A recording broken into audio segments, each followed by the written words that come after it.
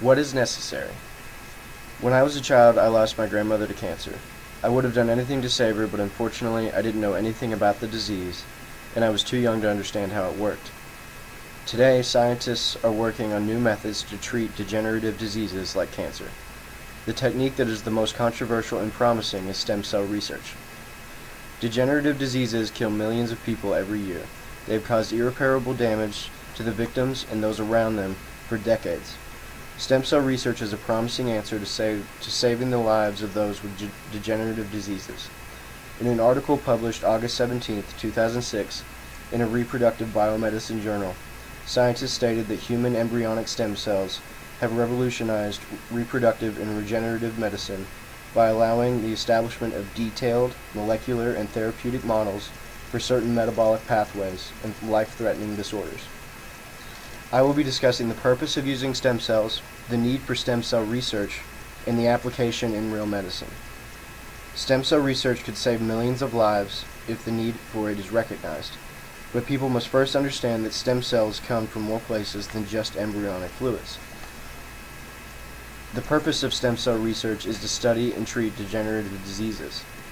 Cancer cells can become resistant to chemotherapy, which is why stem cell research is helpful. Tumors have stem cells that can be tracked. These stem cells are what needs to be destroyed because stem cells regrow rapidly, which could recreate a tumor. Now, normally stem cells can be used to recreate good tissue, but the ones that are in tumors are generally bad for the patient. In an article published April 2005, in a Nature Reviews article over cancer, scientists claim that such cancer stem cells represent only a small fraction of a tumor, as they possess the capability to regenerate a tumor. These stem cells represent the origin of the tumors, and they also are considered detrimental to the cancer patient's health. Now that I've told you about the purpose of stem cell research, I will next discuss the ethics of the science.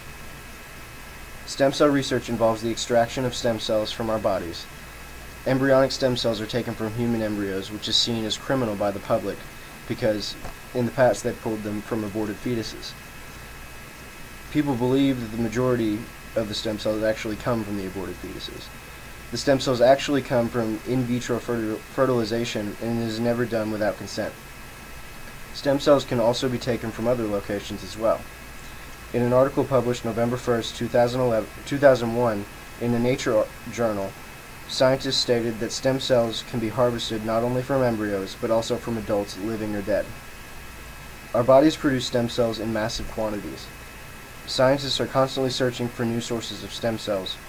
In an article published in 2003 in a Human Reproduction Journal, it was noted that a major aim in stem cell research is the identification of new sources of stem cells.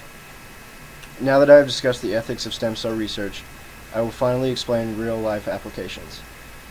Stem cells, unlike all others, have almost infinite renewal properties. To combat degenerative diseases, stem cells have already been used to regrow lost tissue.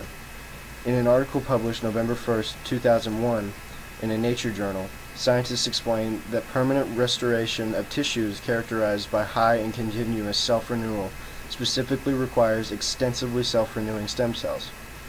Stem cells are even capable of reproducing bone structures.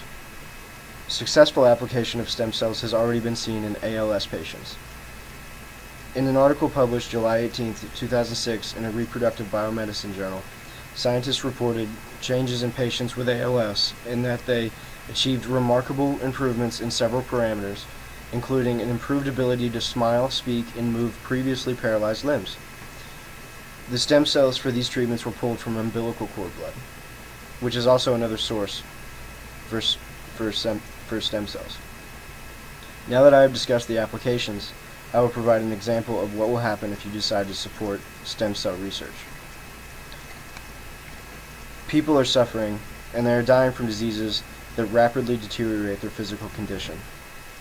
If we just focus on what is necessary to save them, we really could. We could change the face of cancer. In an article published in April 2005 in a Nature Reviews journal, scientists state that stem cell research will result in a paradigm shift in the treatment of leukemia. Stem cell research could be the answer for a great deal of pain in the world. So this is what you can do. You can pay attention to what's going on around you. Look at what needs to be done. All that really needs to be done is to support the answer that is directly in front of us. Inform those who don't understand what stem cell research really is. It's never too late to save people. I have discussed the purpose, ethics, and applications of stem cell research in my speech. One day, I believe that the world will be disease-free, but for now, we have to treat them somehow. Always remember to weigh your options. I hope that your eyes have been opened about this topic. My eyes were opened, and hopefully it will save people who are close to us. Thank you.